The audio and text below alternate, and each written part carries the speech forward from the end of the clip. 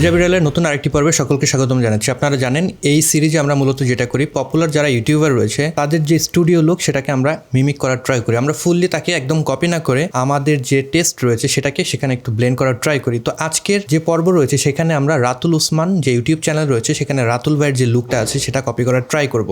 তো আমরা রাতুল ভাইয়ের এখন বর্তমানে যে লুক আছে সেটা যদি একটু লক্ষ্য করি, তিনি মূলত ব্লু এবং ইয়েলোর যে ব্লেন্ড সেটা ব্যবহার করছে। তার ওয়ালে আপনারা দেখতে পাচ্ছেন ইয়েলো কালার টপ সেকশনে রয়েছে এবং নিচের যে সেকশন সেখানে ব্লু কালার আমরা দেখতে পাচ্ছি। তিনি তার টেবিলে একটা লাইট ব্যবহার করেছে, মনিটর রয়েছে, তার ল্যাপটপ রয়েছে, তার সাথে সাথে একটা স্ট্যান্ড ল্যাম্প রয়েছে। তো তার সাথে একটা ছোট প্ল্যান্ট আমরা দেখতে পাচ্ছি। তো এরকম ভাবে একটা লুক আসলে আমরা তৈরি করার চেষ্টা করব। This is your host James Prince and welcome to JP stream.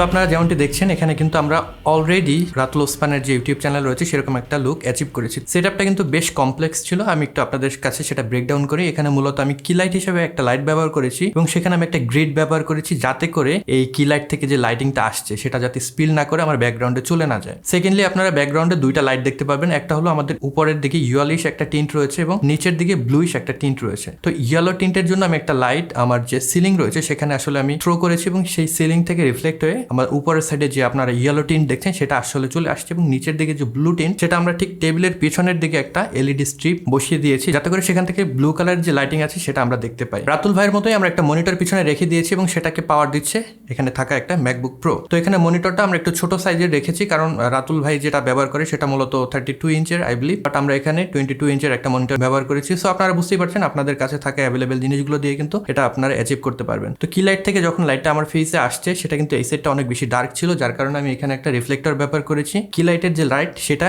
কিছুটা হলো এখানে রিফ্লেক্ট করে আমার এই সাইডের যে শ্যাডো এরিয়া রয়েছে সেটা ফিল করে দিচ্ছে। এবার চলে আসা যাক অডিওর ব্যাপারে। রাতুল ভাই যে মাইক্রোফোনটি ব্যবহার করে মূলত তার যে মাইক্রোফোনের প্রাইস সেটা আমার টোটাল সেটআপের প্রাইসের সমান। তিনি আসলে সেনহাইজারের MK416 যে মাইক্রোফোন সেটি ব্যবহার করছে, বাট আমি এখানে সেই সিমিলার যে অডিও কোয়ালিটি সেটা পাওয়ার জন্য ব্যবহার করছি রোড ভিডিও মাইক NTG এবং সেটাকে আমি ডিরেক্টলি রেকর্ড করছি জুম H1N রেকর্ডারে। তো আমি কিন্তু এখানে বুম আকারে সেটাকে সেট করতে পেরেছি যাতে করে আমার যে মাইক্রোফোনটি রয়েছে সিনে ভিজিবল না থেকে সেটাকে হাইড করে রাখা যায়। পুরোপুরি এক্স্যাক্টলি আমরা যে লুক সেটা অ্যাচিভ করতে না পারলেও আমার কাছে মনে হয় অনেকটা কাছাকাছি একটা লুক আমরা আনতে পেরেছি। আমি যে এখানে স্ট্যান্ড লাইট ছিল রাতুল ভাইয়ের, সেই স্ট্যান্ড লাইটটি ব্যবহার না করে সেখানে আমার কাছে থাকা যে লাইটটি ছিল শাওমির বেডসাইড ল্যাম্প 2 সেটা আমি ব্যবহার করেছি এবং তার সাথে সাথে এই সাইডে আমি একটু ফিল করার জন্য যাতে একদম এটা আমার দেয়াল মনে না হয়, এই এরিয়াটা যাতে একটু ভরা ভরা মনে হয়, এর জন্য এখানে যে আমার শেলফটা রয়েছে সেটা আমি ফ্রেমের ভিতরে রেখেছি যাতে করে এইটা আরেকটু বেশি ডাইমেনশন আমার যে ফ্রেমিং রয়েছে সেখানে দিতে পারে, একদম ফ্ল্যাট যাতে মনে না হয়। আর ভিডিওতে একটু ন্যাচারাল লুক রাখার জন্য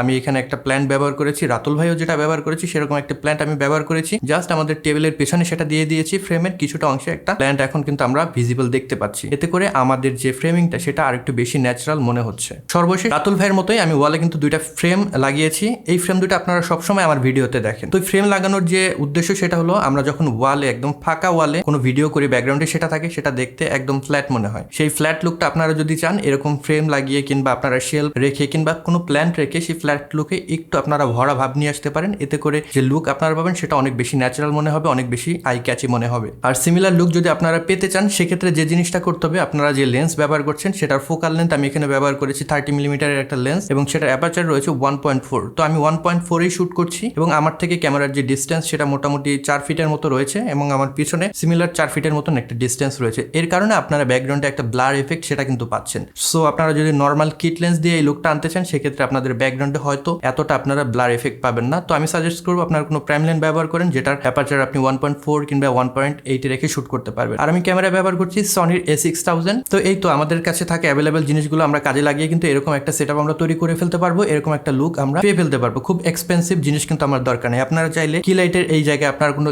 রিং লাইট ব্যবহার করতে পারেন। আপনারা উপরে যে ইয়েলো লাইটটা আমি এখানে হয়তো গোডেক্সের SL60 ব্যবহার করেছি, সেক্ষেত্রে আপনারা যে কোনো ধরনের এলইডি টিউব পেয়ে যাবেন ইয়েলো কালারের, সেরকম একটা এলইডি টিউব আপনারা উপর থেকে ব্যবহার করতে পারেন। নিচে আমি যেরকম আমার কাছে ব্লু কালারের একটা এলইডি টিউব ছিল, আমি সেটা ব্যবহার করেছি। আপনাদের কাছে যে অ্যাভেলেবেল জিনিসগুলো রয়েছে এই জিনিসগুলো ব্যবহার করেই কিন্তু আপনারা এরকম একটা লুক তৈরি করে ফেলতে পারবেন। শুধুমাত্র আপনাদের যে ক্রিয়েটিভিটি রয়েছে কিংবা আপনারা কিভাবে ফ্রেমিং করতে চান এই জিনিসগুলো আপনাদের চিন্তা করে কাজে লাগিয়ে ব্যবহার করতে হবে। তো আশা করি ভিডিওটি আপনাদের ভালো লেগেছে। পরবর্তী পর্বে আপনারা কার স্টুডিও লুকের যে রিক্রিয়েশন সেটা দেখতে চান অবশ্যই কমেন্ট বক্সে জানাবেন। এই ছিল আজকের ভিডিও। পরবর্তী ভিডিওতে নতুন কোনো বিষয় নিয়ে আবার দেখা হচ্ছে।